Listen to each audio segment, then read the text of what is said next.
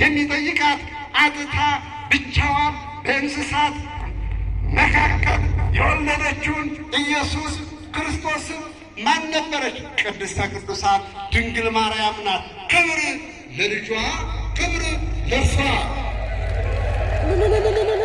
እኛ ቅድስተ ቅዱሳን ድንግል ማርያምን የዛን ናት ስንል እኛ ቅድስተ ቅዱሳን ድንግል ማርያምን የምናከብራት እኛ ለቅድስተ ቅዱሳን ለድንግል ማርያም ክብር የምንሰጣት ታዲያ ሰማይና ምድር የማይችሉትን ሰማይ ወምድር ዘያገምሮ ማኅፀነ ድንግል ጾሮ ኪሩቤል የማይችሉትን ኪሩቤል ማየት የማይችሉትን ኪሩቤል መመልከት የማይችሉትን ኪሩቤል መዳሰስ የማይችሉትን ኪሩቤል መጨበጥ የማይችሉትን